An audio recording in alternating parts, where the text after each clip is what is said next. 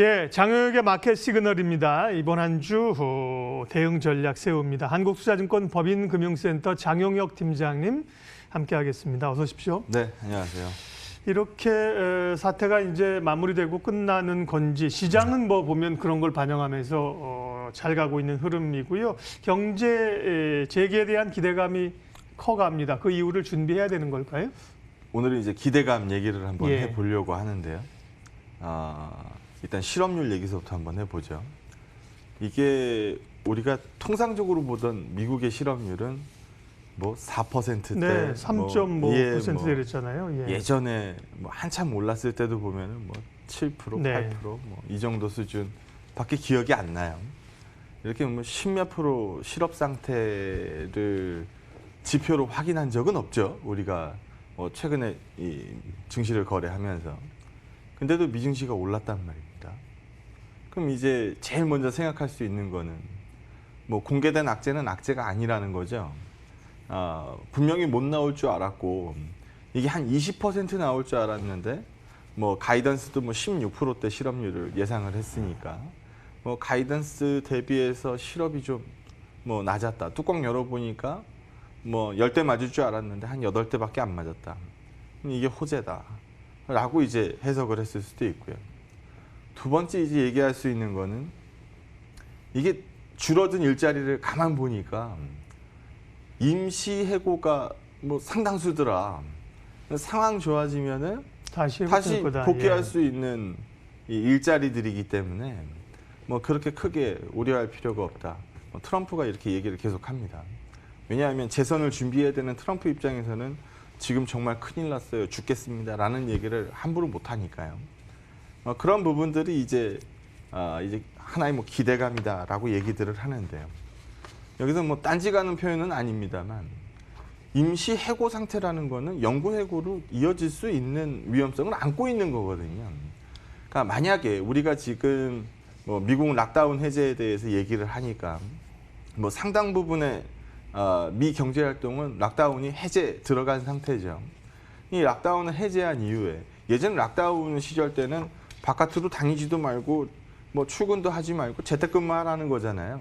그러니까 당연히 뭐 해고 상태도 늘 수밖에 없는 거고 소비도 줄 수밖에 없는 거고 뭐 투자도 위축될 거고 이건 뭐 당연한 겁니다. 락다운을 해제한다라고 하면 다시 사람들이 돌아다니기 시작하니까 뭐 고용도 다시 늘어야 되고 소비도 늘고 투자도 다시 본격화되고 이런 우리 청사진들을 기대하고 있는 거거든요. 근데 만약에 락다운 해제 이후에 우리 국내도 지금 뭐 이태원 얘기가 나오고 있고 뭐 중국도 뭐 확진자 수 다시 또 얘기가 나오고 있고 만약에 미국이 락다운 해제 이후에 코로나 데이터가 확산세로 다시 들어간다면 그때는 어떻게 될까요? 박사님 보시기엔 그때는 어떨 것 같아요? 다시 셧다운을 때려야 될까요? 아니면 버티겨야 될까요? 버텨야겠죠. 이제. 네. 네. 만약에 이게 뻗ing기다가 네. 도저히 안 되겠다. 셧다운을 다시 매겼다. 그러면 시장한테는 충격이 엄청 크죠. 엄청난 충격이 아마 다가올 겁니다. 근데 우리 지금 거기에 대해서 아무도 생각을 안 하죠. 왜 최악의 경우를 생각하느냐? 지금은 분명히 시장이 좋은데 라는 논리가 뭐 상당 부분 들어가 있는 상황입니다. 근데 연준 내부에서 나오는 얘기들을 가만히 좀 들여다보면은 이게 그냥 문제는 아니다라는 게 이제 어느 정도 감이 오는데 6월 9일, 10일이 이제 6월 FOMC를 열어야 돼요. 근데 FOMC 우리 뭐 의사록도 들어보고 많이들 보셨으니까 FOMC에서 열면 무슨 얘기예요? 향후 경제 전망에 대해서 얘기를 하죠. 근데 지금 연준 내부에서는 6월 FOMC 경제 전망을 아예 포기하자라는 얘기까지 나옵니다. 왜 그럴까요? 향후 경제 전망이 코로나 데이터 확산세 재확산세 여부에 달려 있는데 이게 뭐 조용히 지나가면은 이제 경제 올라가는 걸로 이제 예측치 줄 거고 만약에 다시 이게 늘어나기 시작하면은 경제 전망 수정치를 다시 깎아내려야 되거든요. 이거 연준 내부에서 할 수 있는 예상치가 아니니까 이거 그냥 우리 경제 전망 포기합시다라는 얘기까지 나오고 있어요. 근데 반면 주식시장은 포기를 안 하죠. 긍정적 케이스를 반영을 많이 합니다. 일단 이렇게 되는 가장 큰 원인은 돈값이 떨어졌다는 거죠.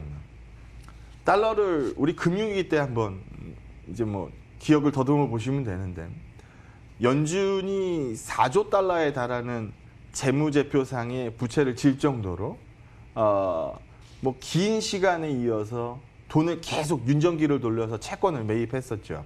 시중에다 돈을 풀어낸 겁니다. 근데 지금 코로나는 어때요? 2주, 3주 만에 예전 몇 년치에 걸쳐서 늘어났었던 연준의 대차대조표를 능가하는 증가 속도를 보여주고 있거든요. 정말 발등에 불 떨어졌다라는 인식으로 예전에 금융위기 때 우리가 대응하는 이 속도가 느려서 오랜 기간 고생을 했다라는 학습 효과를 바탕으로 굉장히 빠른 속도로 돈을 찍어냈습니다. 시중에 돈을 풀어냈죠. 그러다 보니까 자산 인플레이션은 어쩔 수가 없어요.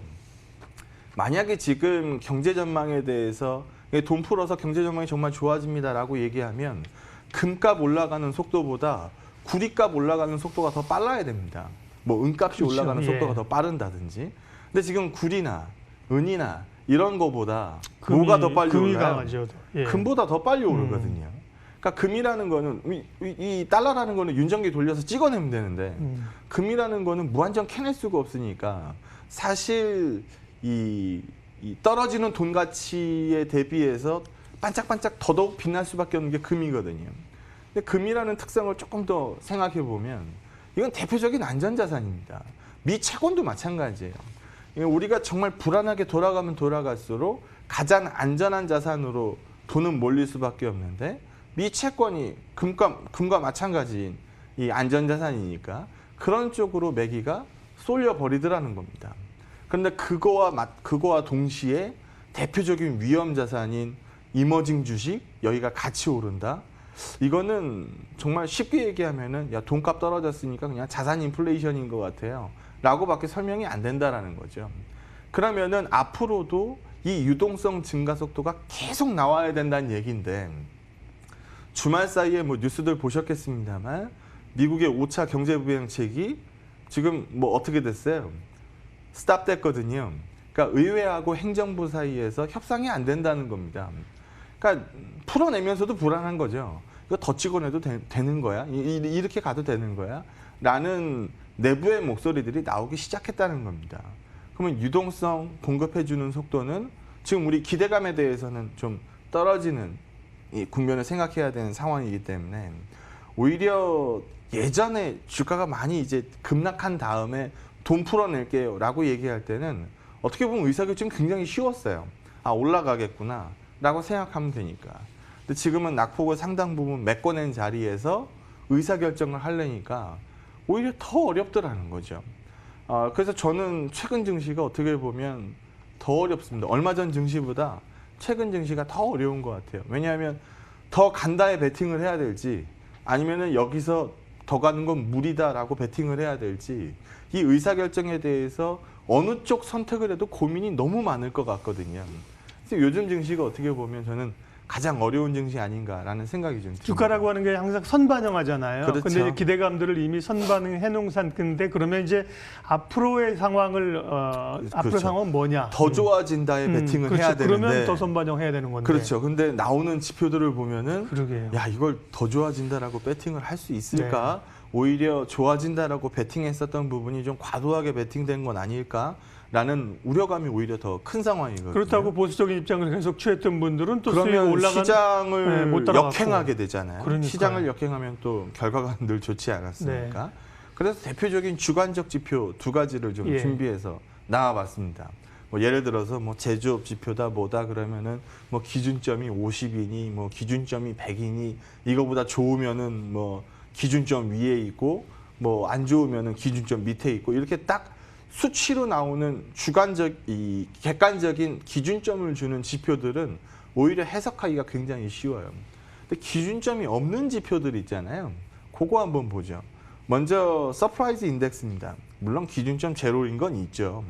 0보다 높으면은 뭐 예측치보다 잘 나온 거고 0보다 낮으면은 예측치보다 못 나온 거고. 근데 우리 가만 생각해 봐야 되는 거는 서프라이즈 인덱스의 기본 메커니즘이 뭐예요? 우리가 예상치보다 잘 나오면 플러스고 그렇죠. 예상치보다 못 나오면 마이너스예요. 즉 예상치가 어디에 위치해 있느냐가 기준점입니다. 그러다 보니까 주관적이라고 얘기할 수밖에 없는 거죠. 분명히 안 나올 거야. 실업률 안 나올 거야. 16% 정도 찍힐 거야. 근데 뚜껑 열어보니까 14.7% 나왔어. 그럼 이건 이 서프라이즈 인덱스에서는 플러스로 계산될까요? 마이너스로 계산될까요? 플러스죠. 플러스로 예. 계산됩니다. 그러면은 실업률 14.7%가 호재냐? 이거 호재 아닌데 서프라이즈 인덱스는 호재로 계산을 한다라는 거죠. 눈높이를 충족했으니까. 그럼 여기에서 보시는 것처럼 눈높이가 계속 떨어지는 구간, 눈높이가 이렇게 계속 떨어지는 구간에서는 못 나와도 어느 정도 커버가 됩니다. 왜냐하면 어차피 안 나올 줄 알았어. 어차피 안 나올 줄 알았는데 그거보다 조금 덜 나왔어. 이건 뭐 괜찮아. 예. 뭐 별로 충격 아니야. 라고 이제 얘기들을 하죠. 정말 이제 머리가 아파지는 구간은 서프라이즈 인덱스가 이제 반전을 찍기 시작한 다음에 이 이후에 못 나오는 지표들은 시장에서 마이너스로 반영을 할 수밖에 없습니다. 왜냐하면은 예전에는 어차피 못 나올 거 조금 덜 나와도 상관없어 라고 하지만 이제는 이 정도는 나와야 되는데 그걸 충족시키지 못하면은 시장은 이제 부담이라고 해석을 하는 거거든요. 그래서 옆에 그림에서도 보는 것처럼 EMBI 스프레드, 이건 신흥국 가산 채권 금리니까 긍정적 시장으로 돌아가면 당연히 떨어지기 마련이고, 매크로 시티 매크로 리스크 인덱스, 이건 우리가 MRI 뭐 이렇게 부르는데 이거는 맥스가 1이고 미니멈이 제로입니다. 네. 그러면은 이 MRI 값이 1에 가까운 시점. 그럼 뭐예요? 정말 야 이거 뭐 하나 터질 것 같아 라고 보는 게 1이거든요.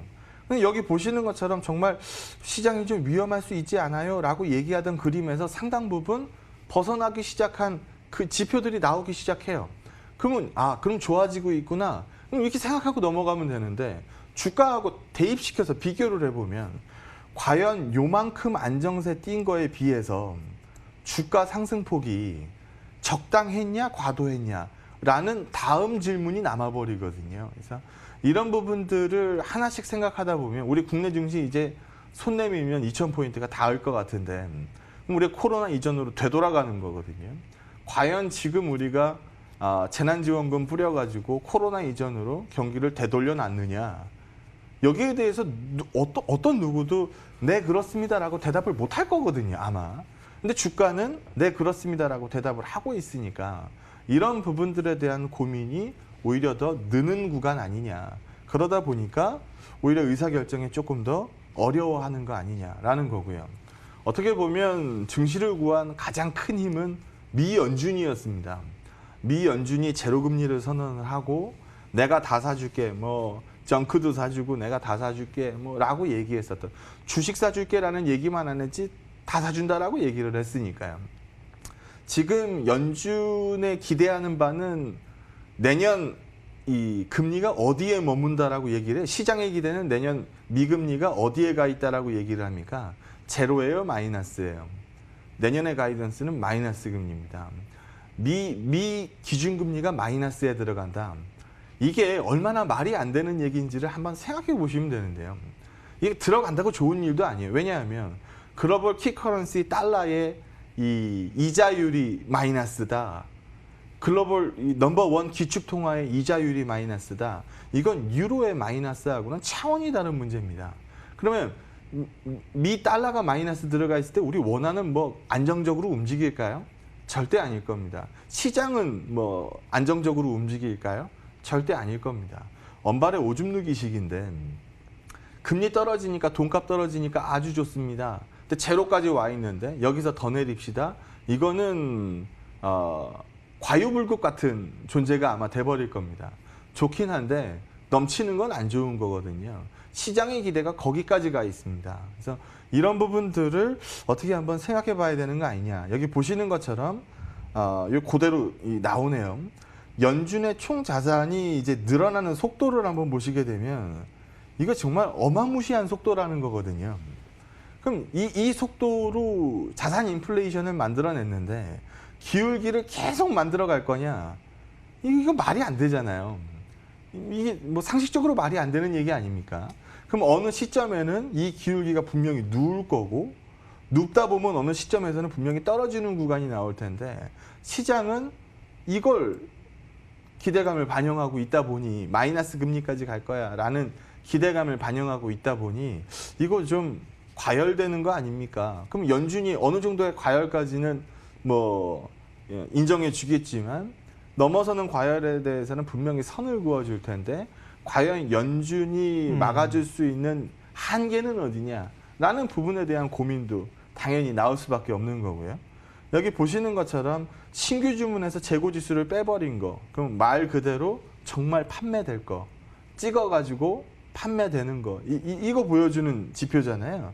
여기 보시는 것처럼 이게 초록색인가요? 네, 예. 금융위기 때를 넘어서고 있습니다. 안 좋다는 거거든요. 그러면 지금 뭐 고용지수 이것도 뭐 여기 보시는 것처럼 뭐 엉망진창이죠. 그러면 이런 부분들을 구해준 게 연준인데 이거를 커버해준 게 연준이잖아요. 그러면 연준의 기울기가 계속 올라간다. 이게 좀 과도한 기대라고 한다면 오히려 시장의 관심이 무한정 롱 포지션으로만 갈 수는 없으니까 고민이 조금 더 많아져야 되는 거 아니냐. 또 이 시점에서 뭐 지금은 뭐 조금 뭐 둔화되긴 했습니다만 트럼프가 최근에 입을 또 어디다 털기 시작했어요. 중국이 상대죠? 네, 중국에다 또 털기 네. 시작했습니다. 우리 미중 무역 전쟁 가지고 얼마나 오래 고생을 했습니까? 1년 반 고생했죠. 네. 예. 근데 지금은 뭐 무역 이 협상 대표단들 사이에서 뭐 1단계 합의를 이행하자라는 쪽으로 기대를 모았으니까 우리 금요일 날 국내 증시에도 반영했잖아요. 뭐 이게 뭐 좀 우려하는 케이스 쪽으로 만약에 흘러버리게 되면 이거 또 하나의 시장 부담이 돼버릴 겁니다. 그래서 뭐 손 내밀면 다 할 것 같은 2,000포인트긴 하지만 여기서 그냥 무작정 뭐 고를 외칠 수도 없는 시점. 오히려 연준도 경제 전망을 포기할 정도로 어려운 국면인데 주식시장은 상대적으로 너무 쉽게 돌아가고 있는 거 아니냐. 그래서 지금 뭐 저 같은 입장에서 쳐다본다 하더라도 추가 상승 부분에 대해서 긍정적 얘기만은 할 수 없는 좀 어려운 국면 아닌가라는 생각이 좀 많이 듭니다. 예, 그런 이제 기대감과 현실 사이의 장벽들이 분명히 있었잖아요. 그걸 생각했는데 시장이 문제는 빠르게 올라왔다는 거죠. 그리고 예, 멈출 것 같지도 않은 흐름들이기 때문에 결국 고민이 되는 거잖아요. 그러면 예, 넉넉히 이제 있을 수만은 없는 거고 뭐 인버스 사신 분 이런 분들은 이제 소외당한 상황이고 그러니까요. 그럼 전략은 어떻게 가져가야 될까요? 일단 공매도 얘기서부터 한번 예. 해봐야 될 것 같아요. 지금 공매도가 막혀 있잖아요. 그렇죠. 예. 그러니까 투자자분들이 뭐 쉽게 생각하면 이 얘기를 하시면 돼요. 현선물의 괴리가 벌어지면은 뭐가 들어와요? 프로그램 매수가 예. 들어오죠. 그러면 현물이 높으면 현물을 팔고 선물을 사는 매도 차익 거래가 네. 들어오는 거고 현물이 싸면 현물을 사고 상대적으로 비싼 선물을 파는 저 매도 차익 거래가 들어오게 될 겁니다. 이게 현선물의 괴리에서 나오는 거거든요. 요즘 베이시스 다들 보고 계시죠? 베이시스가 빨간불이 들어오든가요? 파란불이 들어오든가요? 계속 파란불이 들어오죠. 현물값이 더 비싼 상태라는 겁니다. 그러니까 과거 같으면 현물이 이렇게 비싸게 거래되면 뭘로 막을 수가 있었어요? 공매도를 이용해서 현물값을 까내릴 수가 있었는데 지금은 공매도가 금지되다 보니까 현물값의 고평가를 막을 수 있는 방법이 없어요. 그러다 보니까 외국인은 주창 현물만 팔죠. 근데 연기금은 그렇게 안 판단 말이에요. 연기금 손에 뭐가 쥐어져 있어요? 증환기금이 쥐어져 있어요. 그러다 보니까 밀리면 난 더 살 거야. 뭐 밀리면 더 살 거야. 라는 식으로 오로지 롱포지션만 쥐고 있는 수급 주체가 우세한 국면입니다. 그러다 보니까 외국인은 왜 저렇게 늘상 팔아요? 라고 얘기하는 거고 외국인이 늘상 파는 이유는 시장이 불안해지면 선진국부터 팔아요? 이머징부터 팔아요? 이머징부터 팔죠. 네. 위험자산부터 팔아야 되니까. 또 팔기 좋은 한국 시장. 게다가 현물이 계속 고평가돼 있으니까 뭐 무조건 매도로 대응하는 거죠. 그래서 파는 건데 국내에서는 계속 받아줄 거야. 연기금에 대한 학습 효과가 계속적으로 나오고 있습니다. 그래서 올라온 지수대에서도 과연 연기금이 매수 탄력을 지속적으로 유지해 주느냐? 제가 보기엔 아닐 것 같거든요. 예전에 1700비에서 연기금이 살 수 있는 매수 강도와 2000피에 올라온 다음에 연기금이 살 수 있는 매수 강도는 분명히 다를 것 같은데 시장에서는 아직 연기금 수급에 대해서 오로지 긍정적 이 기대만을 하고 있는 거 아닌가라는 생각이 듭니다. 그러다 보니까 요즘 삼성전자, SK하이닉스 여기에 상승 탄력이 예전에 비해서 많이 떨어졌죠. 요즘 뭐 머니투데이도 보니까 이런 기사 많이 들어오대요. 개인은 많이 사는데 왜 삼성전자는 안 올라요? 네. 라고 이제 기사들이 많이 올라오던데. 삼성전자 짝사랑. 네, 삼성전자 짝사랑이라는 네, 네. 저도 기사를 네. 봤는데 그 참 재밌는 표현인 것 같아요. 주구장창 사는데 이제 더 이상 안 올라가더라는 겁니다.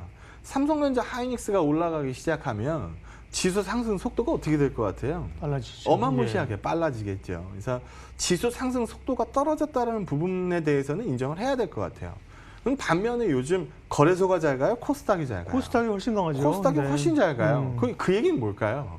종목적으로 옮겨 붙었다는 음. 얘기거든요. 그래서 지수 얘기보다는 지금 여기서 당장 지수가 부러지기도 어렵다라고 한다면 종목장에 대한 얘기를 어느 정도 할 수밖에 없다라는 겁니다. 그런 측면에서 여기 한번 보시죠. 뭐 한국판 뉴딜이다. 이거 참 말도 잘 만드는 것 같은데 이게 나온 배경 글씨가 조금 해서 잘 안 보이시겠지만 엑기스만 말씀을 드릴게요. 이 얘기 왜 나왔을 것 같아요? 코로나로 인해서 구경제가 많이 망가졌다는 거거든요. 신경제 뽑아내자라는 겁니다. 신경제 뽑아내자고 하다 보니까 여기서 뭐 디지털 인프라라든지 뭐 5G 뭐 비대면 중에서 또 원격 진료는 또 기대감 빡 꺾여 버렸고 뭐 SOC 디지털화 뭐 이런 부분들 얘기 나옵니다. 그러다 보니까 제일 먼저 그럼 뭐 5G예요. 뭐 이런 얘기 나왔을 거고 뭐 클라우드예요. 뭐 이런 부분 나왔을 거고 SI예요. 뭐 보안이에요. 이런 부분들 얘기가 많이 나왔을 테잖아요. 그럼 여기서 뭐 다우 데이터고 다우 기술이고 뭐 더존 비전이고 뭐 많은데 제일 등치 큰 애 누구일까요? SI 쪽에서 삼성 SDS거든요. 그래서 이런 부분으로 투자 아이디어를 뽑아내는 거는 나쁘지 않을 것 같아요. 게다가 얼마 전에 이재용 부회장이 나 아들내미한테 삼성 안 물려줘요라고 얘기했죠. 그러면 실질적 지주사는 삼성물산이라는 물산이죠. 얘기고 예. 그럼 삼성물산 예전서부터 저희 방송에 제가 삼성물산 얘기 참 많이 네. 했었던 것 같은데 삼성물산 다시 또 뭐 기대가 올라올 수밖에 없는 거고 또 반대로 얘기하면은 뭐 카카오고 뭐 네이버고 여기 보시는 것처럼 데이터 수집 활용을 위한 기반 구축 뭐 이렇게 나오는데 여기에서 제일 돈벌이 잘 되는 애가 누굴까요? 포털 플랫폼이죠. 네, 그죠? 맞습니다. 예. 포털 플랫폼이거든요. 그러면은 또 결과는 네이버 카카오예요. 그래서 뭐 네이버 카카오, 뭐 삼성 SDS 뭐 이런 부분들이 뭐 시장에서 관심 모아지는 부분이 될 겁니다라는 얘기를 해야 될 것 같고요. 뭐 해외 주식도 거래 많이 하시니까 해외 주식 얘기도 뭐 잠깐 해보면 얼마 전까지만 해도 사실 뭐 탈라닥이니 뭐 많았잖아요. 뭐 미증시에서 뭐 코로나로 인해서 뭐 비욘드 미트라든지 뭐 많았습니다. 근데 이런 애들이 주가 굉장히 좋았어요. 근데 이 락다운 해제하고 뭐 다시 경제를 돌리기 시작합니다라고 얘기하면 관심 높아질 거 뭐 있을까요? 뭐 스타벅스라든지 스타벅스 뭐 이제 돌아다니기 시작하니까 커피 마실 거 아니에요. 뭐 디즈니라든지 디즈니는 아예 개장을 못 하고 있었고 영화는 개봉 연기를 계속하고 있었는데 이제 디즈니 다시 개장하고 영화 개봉하고 뭐 이런 식으로 가면 뭐 디즈니라든지 뭐 이런 부분들로 투자 아이디어를 조금씩 이제 확산해 나가는 거는 괜찮은 것 같습니다. 그래서 지수 더 올라갑니다. 뭐 롱 포지션밖에 없습니다라는 아이디어보다는 종목의 약간 확산 쪽으로 기대를 끌고 가는 게 좋을 거다라고 보고 있고요. 국내에서는 뭐 삼성 SDS, 뭐 삼성물산, 뭐 카카오 네이버 뭐 이런 쪽들로의 뭐 집중, 뭐 해외는 뭐 스타벅스라든지 뭐 디즈니라든지 이런 뭐 과거 락다운 시절에 가장 힘들었을 종목들 이런 것들로의 뭐 추가적인 아이디어 이런 부분들을 생각하는 게 뭐 필요한 국면 아닌가라고 생각합니다. 예, 산재에 있는 현실의 문제들을 생각하면 지수는 부담이 된다는 게 이제 사실이고요. 그렇다고 시장을 또 등질 수도 없는 상황이기 때문에 결국 이제 종목별 접근 눈여겨볼 만한 기업들까지 말씀하셨습니다. 예, 오늘 장 전략 한마디 마무리하겠습니다. 익숙한 것들과의 결별 뭐 이렇게 한번 하고 싶은데 네. 늘상 빠질 때는 내일도 빠질 것 같아요.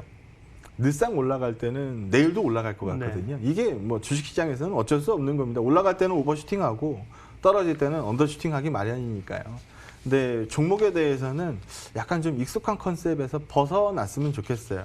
아, 이거는 안 좋은 거야. 안 좋은 거였어. 그게 좋아질 수 있는 거고요. 아, 이건 진짜 좋은 거였어. 근데 더 이상 좋기 어려워질 경우도 있는 거니까 뭐 시장도 마찬가지입니다. 그래서 종목도 뭐 지수도 약간 우리가 탄성으로 움직이던, 그러니까 뭐 올랐으니까 더 올라간다 이런 쪽보다는 약간 뭐 이거는 과하게 빠졌어, 이거는 뭐 언더슈팅이야 라는 쪽의 종목들을 좀 골라내는 작업, 이런 것들이 필요한 시점 아닌가라고 생각합니다. 예, 월요일 마켓 시그널 한국투자증권 법인금융센터 장영혁 팀장님 함께했습니다. 고맙습니다. 네, 고맙습니다.